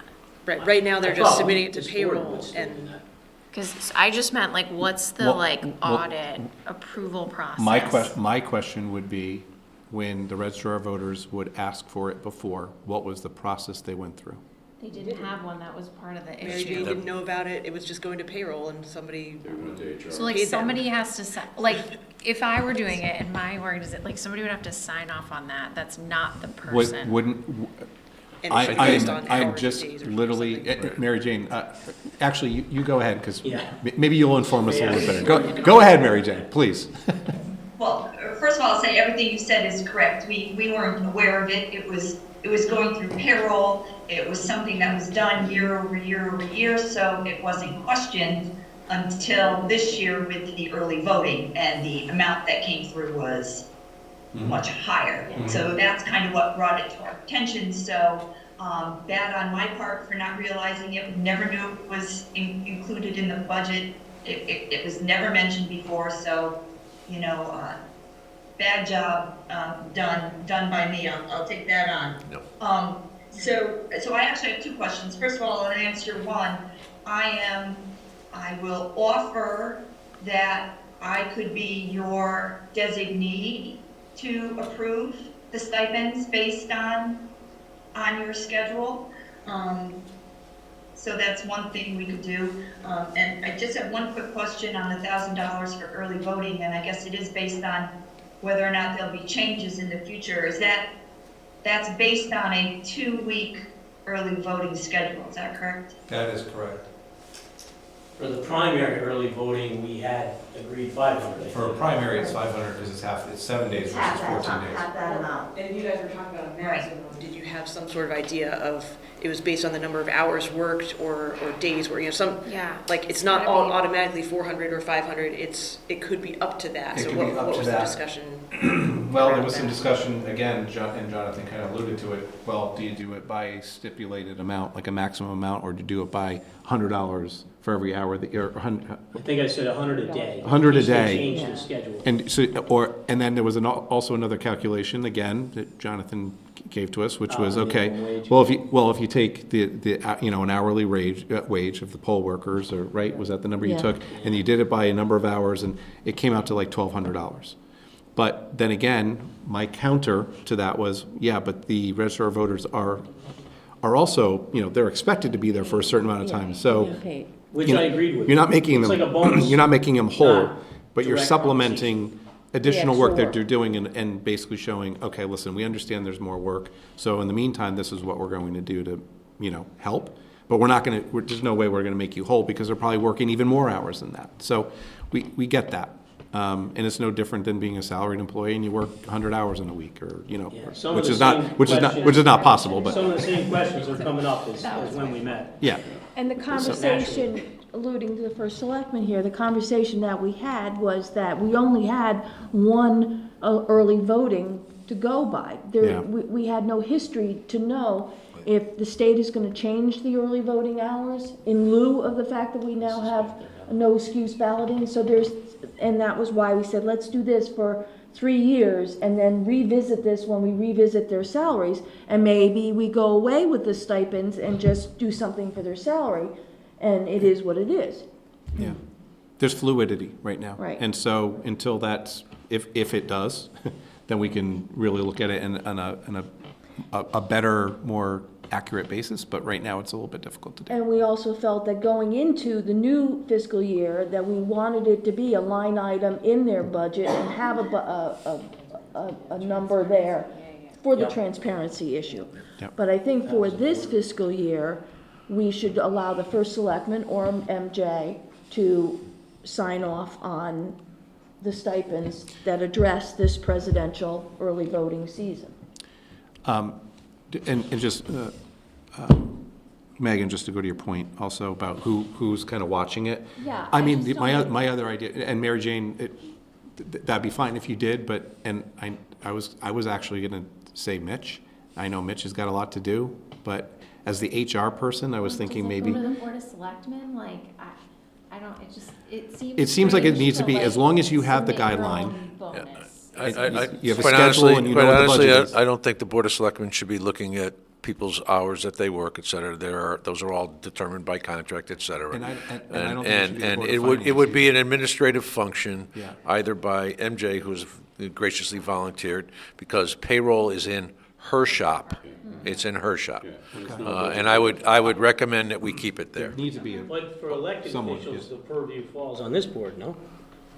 Yes, To set salary and so forth? yes, it does. To set the salaries, but to determine how much they get paid based on the parameters you guys have just laid out is a rather perfunctory role. Right. You said they're going to get this amount of money for this, they're going to get this amount of money for that, and it is just up to, for the registrars to submit accordingly. But it's, This has okay, become but a it line says item of the up to, budget, so isn't just it? like Yeah, it's gonna- Playing Absolutely. this out, if it So- says up to, and like, I only submit 200, but Amy submits 400, And that Well, problem's come up already. what's Right, the, like how do you determine? how do you determine then, like, how you got to 200 and how you got to 400? But that's a good point, because there could potentially be primaries, one on one side of the aisle, but Right. not on the other side of the aisle. So we may need to do a little more tweaking on this to Yeah. figure that out. 'Cause Yeah, you could- I with just- with the exception of primaries, where it is dependent on the political parties'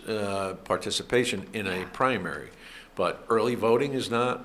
That requires both of them to put the same level of effort in. It's only the primaries that you have to worry about. But again, they've determined the maximum, that terminology of maximum, it's not, if you guys came to us That and was said, the hey, you know, it's language. gonna be $400 for a Up to. primary For- and 500 for, so. Veronica But- just made a good point, that, you know, maybe just take maximum out and say, this is what it is, because at the end of the day, you're gonna ask for something, and Not gonna ask for who's gonna ask for less? So, Not gonna ask for It was the just want- consensus of the committee, they would ask for the maximum amount. Good call. That Unless was, you we were in break it out agreement. by their if hourly you, rate, if you and set then a, they just yeah, submit. if you set a number, though, you shouldn't have to say, well, you can't ask for more than that. You set a number, that's it. It's not, you're Yeah, gonna I go think- back and ask for 1,200 now for, well, Yeah, I think the up no, to it's language this or nothing. can get you in You trouble. like just We're flat removing- out, this right. is, Either this I is the recommend amount. that we remove that. Opportunities and, yeah. Okay. Yeah. So does it, yeah, I wanna make sure everybody has a say on this. Yeah, I just think you gotta get rid of the up to, Okay. because then you're just getting Well, that's yourself in easy. I could a just lot cross of that Just off. make trouble. it simple. This is how much you get. Yeah, Yeah. And the oversight from and the oversight And from the Mary oversight Jane. is through the finance directors. Because, Right, so- Bob, is it okay if I repeat your comment? Good. Bob mentioned to me, while we were talking, he said it does matter sometimes how much help they get. So they may, right, kind of self-restrict themselves and Well- say, you know what, I just need $300, it Right. wasn't And that bad. When Mr. Ailes was describing the process, and because I've been part of the process, my wife's been part of the process, I know that the registrars are aware, some years they have more or better quality health than they have other years, and it's a value judgment on their behalf. This is why these numbers, I think have been fascinating. Graduate, that's a all. lot, but- Not by much. Not much. Right. But they can tell you when it's been a difficult year and when they've had better help or not so hard a year. And it's a long day in the saddle, that's a long number of days in the saddle, that's for sure. So I think that's the value judgment up till now. And I said it in here, but I want to make sure it's clear. I think everybody on this board also respects and understands the amount of work that has been added to them, in the last year or two. So, that's number one, which has gotten us to the point of, okay, how are we going to make sure that, we do get this transparently and set some guardrails, so. I had crafted a motion for this, and I had it all as one, which, before I put it in the form of a motion, it was basically to establish a stipends line item for the next fiscal year, 25-26, of the amount that we indicated, so that Mary Jane and the departments know what that number is going to be, or that we're recommending.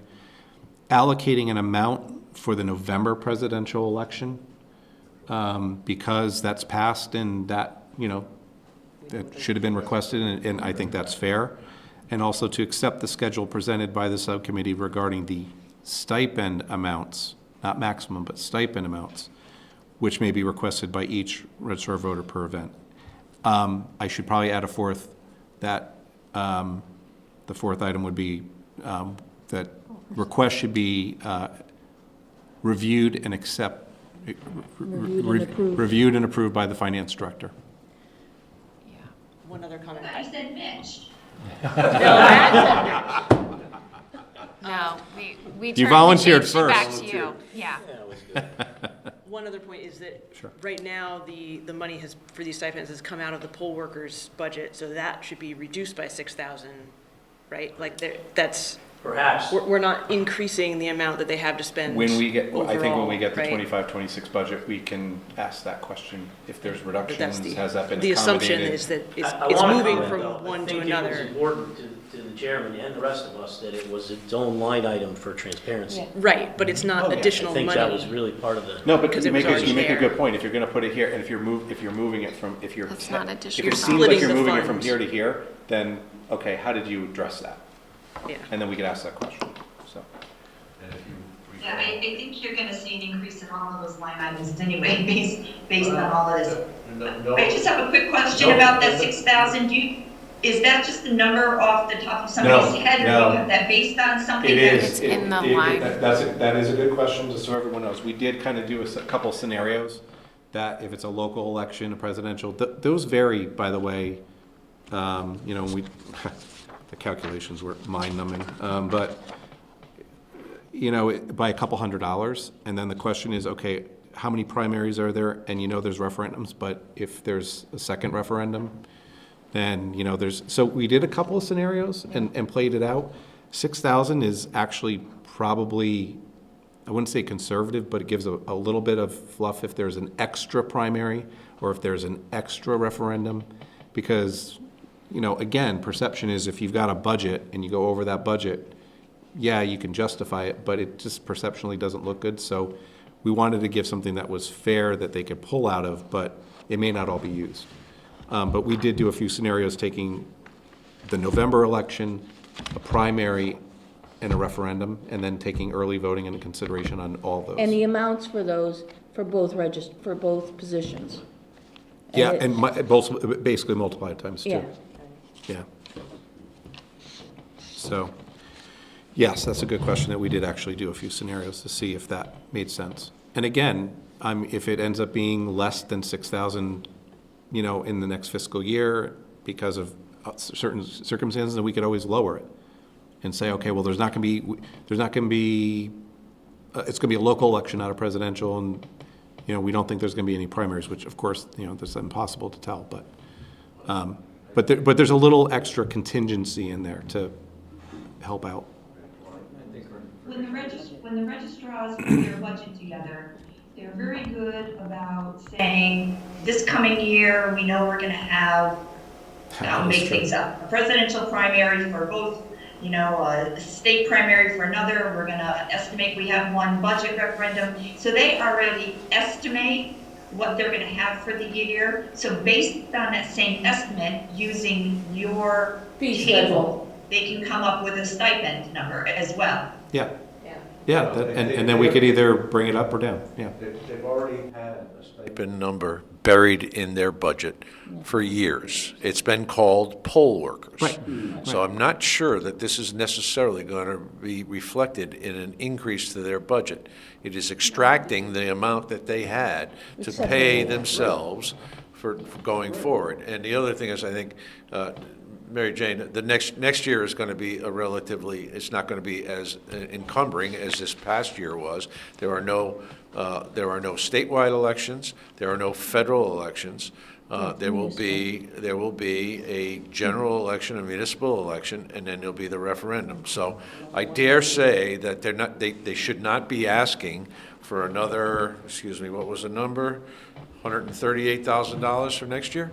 Because their budget reflected the presidential and the early voting stuff for same. So to assume that they're going to ask for an increase is, I think, fool's errand. But and We will, and MJ, you and I will take a close look at what they come up with. And that's because early voting not applicable next cycle, right? No. Okay. That was my understanding too. I just want to make sure. Okay, should I give it? Wait, early voting is going to be applicable to municipal elections. It's not applicable to referendums. I'm sorry. Right. Oh, it is? Then, okay. Or primaries, local primaries, I believe, was a local town committee primaries, I think. Okay, should I give it a shot for a motion? Go for it. All right. You don't want to do it? Okay. I'd like to entertain a motion to approve the recommendation of the Registrar Voter Stipend Subcommittee to, 1, establish a stipends line item under the fiscal year 25-26 Registrar Voters Department budget of $6,000. 2, allocate an amount of $1,000 per registrar voter for the November presidential election associated to early voting. 3, accept the schedule presented by the subcommittee regarding the stipend amounts which may be requested by each registrar of voters per event. And 4, submit requests for stipends for review and approval by the finance director. I would only add the year for the November 2024 election. Right. Good point. Thank you. As, I'll okay. second that as amended. Motion as amended, okay. Do I hear a second? Second. Any further discussion? All in favor? Aye. Aye. Any opposed? Excellent. Thank you. Thank you for doing this. Nice work, and thank you for doing that. Oh, it was our pleasure. It created so much more transparency that makes me feel. Yeah, it's all good. We're doing Tracy, the right thing. this will all come to you. She's like, whew. That's good, because you really don't, yeah, you really don't want to see the edits and the scribbles and. It was bad. Okay, so, meanwhile, my tablet shut off. We had one other item on the agenda, which was under committee reports, auditing services, RFP oversight. I believe, Mary Jane, you're still possibly working on that? Yeah, we haven't gotten that out the door yet, but we're working on it. Okay, but the subcommittee's all set, and it's, right, Megan? Me. Jeff and Bob? Yep. Right, okay. Okay. Item number 7, old business. Because it was brought to our attention, I don't know, a couple months ago regarding the elderly tax relief program. Bob, I know you volunteered, Yeah, or maybe we pointed at you at that. something like that, yeah. To serve on that. Inherited. Would you be willing to give us an update regarding that? We presented this morning to the Board of Selectmen a memo. I'd like to name the people on the committee. Brian McGlone, who's vice chair, Alan Dernan, Jeff Ambrosiak, Linda Vigorito, Bill Bloss, who was on the original committee years ago, and Lou Federici, Selectman Federici. We were ably aided and abetted by Assessor Rebecca Zarkowski and Executive Assistant Karen Guerzia, who both did astounding work for us in a short amount of time. I could go through this for hours, and I won't. So what we ended up doing was the issue is that it's difficult. We were running into too many appeals. The income levels hadn't been addressed in 16 years. It was time to, we hadn't moved the goalposts for the people in town. At the same time, of course, we've had an aging population. So to address this a little bit, we looked at everything and found that we couldn't really change the program, or it would no longer be a freeze, or it would no longer be equal treatment. So we've pretty much stuck to the architecture of the existing program. We've recommended to the Board of Finance that we increase the income levels across the board, qualifying income levels by 5% in the next budget, and 5% at the Board of Selectmen's discretion in the following budget. And this would also increase the program cap from 1 million to 1.1 million. And what we could quantify, because we don't have good data about who makes what at what level. We find that I've run some numbers about if we have 5% more participants, it would take us 7 years to burn through $100,000. and so forth. If we have 15% more, it would take 5 years. So I think we've got plenty of wiggle room there to see what would happen. For everyone's information, we've got 587 households encompassing almost 800 individuals who are in the program. That's 14% of our population of over 65s. We don't know how many more people make over that, but we're about to find out. The other aspects of the plan are, first time, the people, there are a number of times that people need to appeal because they've just slipped over the limit, or they've had an extraordinary financial event. Well, no, income, medical, there's always been a carve out for medical, so that stays in place. But there's a one-time no excuse exemption in the first year. If in the second year that they come back and they come, if they need a second appeal, their benefit will be reduced to an average of the last 5 years of savings. And then the third, if they come back a third time, they're disqualified from the program. The other benefit that came out of this, the first meetings I took were with the assessor and the tax collector to ask them, to be sure that anything that we did wouldn't further complicate their programs or their lives. And that's when I found out that this program had highly complicated their lives because it acts differently than the other benefit programs in town for the veterans and for disability. So we were able to disassociate this program from those two, which will be saving days and days of man hours of time and lots of aggravation in those two offices, and for our software vendor who have let us know how unique Guilford is in this regard. So I'll talk to anybody about this over breakfast or a weekend in somewhere, but at the moment I think that pretty much sums it up. Mr. Chairman, I want to thank Bob personally, as well as the balance of the individuals he listed, for working in a pace and a fashion that government doesn't always work. I'm fond of saying government usually works at a glacial pace. We didn't charge these folks until October, I think it was, maybe early October, with the anticipation they needed to get something out so that we could change the plan for the next filing cycle, and they did an amazing job and got it done.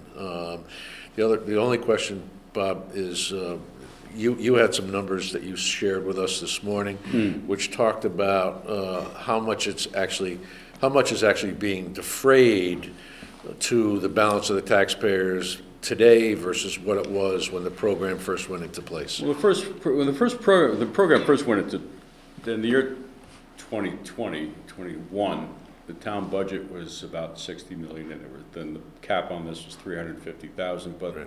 The number of people over 65 in town were about 11-12%.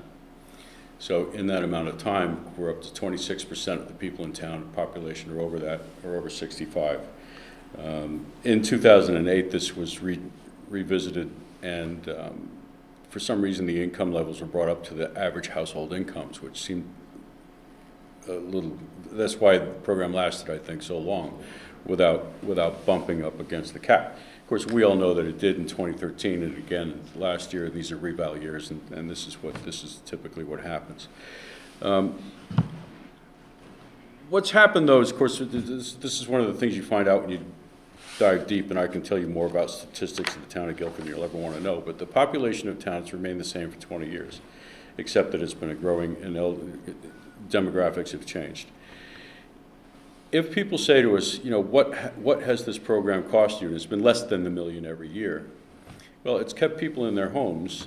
If 2 people were able to stay in their home, so 5 people didn't move in. Had 5 people moved in, what would the cost of a school have been? Mm-hmm. So you can ably point to this and say that we preserve the character and the culture of the town while saving the taxpayers' money. It's more than paid for itself, in our view. And the other thing was, we looked at deferment, we looked at different 2-speed options, we looked at every option under the sun multiple times. We looked at taking the taxable portion of people's Social Security income versus the taxed untaxed, and we went all over the shop, I've got to tell you. But at the end of the day, and we looked at asset tests, we looked at net worth tests, we looked at everything, but of course, we can't make this confiscatory. We can't force people to sell their house to be able to afford to be in the program. And one of the problems, First Selectman pointed out this morning, of course, the housing stack in town means if you're living in a 4-bedroom house that you've raised your kids in, and you'd like to downsize to a 2 or 3 bedroom ranch, they're just not available. So, you know, it's one of those things we can't force people out of their homes to keep them here. So, by and large, you know, if we needed, by the way, the first time that this was approved, it was subject to a town vote. We were also confined by that. If we do at some point wish to change this, as part of the discussion this morning was to emulate what other towns do, for example. We're practically unique in the state of Connecticut. If we wish to change this, we could re-engineer it, but it would mean something that everybody in town would have to vote on. Another referendum. Another referendum. So it was a constructive process, highly collaborative. I enjoyed it. I think the committee got along well. No fistfights, no felonies. It was, we had donuts. Excellent. Yeah. So. Did you consider going up to the new average household income? Did you look at that? Was it it's much higher than you thought? $124,000. Okay. Which seemed to be for a couple, 65 and over. By then, most of your spending, typically your house is paid for. Typically, you're not supporting your kids any longer. Typically, you've got your life sorted out, and your budget requirements are not what they once were. So, and let's face it, this is elderly tax relief. This is not meant to service everyone. This is for us to help the people who would like to stay in town, who would struggle a bit to do so. So as you know, I've been looking for some kind of asset test, which I thought would make it better. But I will add that only one resident came up to me, and he did say that he actually voluntarily removed himself out of the program because he had $1 million home. And he thought it was a little unfair. I have clients who do not take advantage of this for the same exact reason. They qualify, but they decide they're content to be, they're fine where they are, they don't need the help. When you look at any program like this that has lots of people in it, 790 people in it, you're always going to have outliers. They're going to have a couple at the top and a few at the bottom that may or may not, be there, need to be there, or should be there. But by and large, after great conversations with the assessor, who knows this more intimately than anybody, we find that it's been well received and well run. When you were talking about the program or the changes, you said that if people go over the cap one time, there's a deferment or deferral. The first time, rather than taking the appeal to the Board of Selectmen, typically these things are perfunctory. They're just administrative in nature. Somebody's received a one-time inheritance, so they've had to cash in. Right, because that's what I was going to say. Yeah. When I was on the Board of Selectmen, we had people who had a medical event and they had to cash in a CD to pay for something. Yep. And it put them over the cap. Yeah.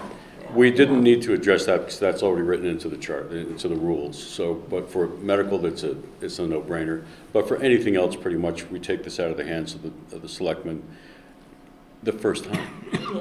So that doesn't encourage anybody, but the second rule says pretty much discourages anybody to come back a second time and say, oh, Yeah. it's me again, look, the same thing happened by accident. And the third time, there is no recourse. Yeah. So What is the process, do you think, to change it? we'd have to go back to what you draft it up and put it to a motion. I don't know. I'd have to ask. Yeah, that might be a question. Well, the contention made by one of the legal the lawyers on your committee was that you can't bifurcate the program. You cannot, because you create different classes within the community for the same benefit. Right. So that was the rationale that was presented, that you couldn't close the current program and continue it and then create a new program similar to it because you had created two classes of beneficiaries. It would be equal treatment. So if you're going to make a significant change, that is deferment, capitalize the difference, be first in line when they sell the property, that kind of a thing, so the money goes back into a pool for next group of taxpayers, you'd have to change it for everyone. Right. And the resistance, of course, to that was, well, you can't, then it's no longer A what it freeze. was. It's not a freeze program. Freeze, you know, so you And we- need a groundswell. Right. And we already have a deferment program in place that only a half a dozen people take advantage of. Correct. Because why would they take that program when they could have the freeze Yeah, program? there's 5 people in this program, so few qualify. Right. Yeah. Anyways, I don't mean to take up time. I'm happy to describe this to anybody at any point. Thank you for the summary. Yeah. And the recommendation will be acting upon at some point. It's in the already spring. been acted upon. The Board of Selectmen has Right. approved the changes, the But the cap- ordinance. Setting the cap, though. What's will be that? through the Okay, Board of that's your Finance. job. Right, that's what I mean. Not ours. Setting the cap will be our job when it gets to the Right, Board of in consultation with Mary Jane, Right. because she will, Show them. once, the closer we get, well, unfortunately, we don't get all the applications until after we have to set the grand list, because what Mary Jane does is she offsets the grand list by what will now be $1.1 million worth of revenue, as opposed to $1 million worth of revenue. So that's pretty perfunctory. In those first 2 years, at the beginning and then again in 2008, this is over 1% of the budget. This is now less than 1%, I forgot that. This is now less than 1% of the budget. So in terms of the taxpayer, it's a small amount of money. Relatively, it's no larger a fee to pay to support the program than it ever has been. Thank you for serving. Thank you for the update. You're worth it. Else? Much appreciated. Yeah. Any other items under old business? New business? Public forum? Okay. Before we entertain a motion to adjourn, don't do it yet, Veronica or Bob or. Obviously wishing everybody a very happy holiday. I cannot believe like Christmas is next week. I don't know where it went, where it came, but you know, it's here. So, just happy holidays, everyone. Happy New Year. Happy holidays. And, Merry Christmas to you. travel safely if you are, Remainder of the board. or stay home and enjoy the fire. With that, now.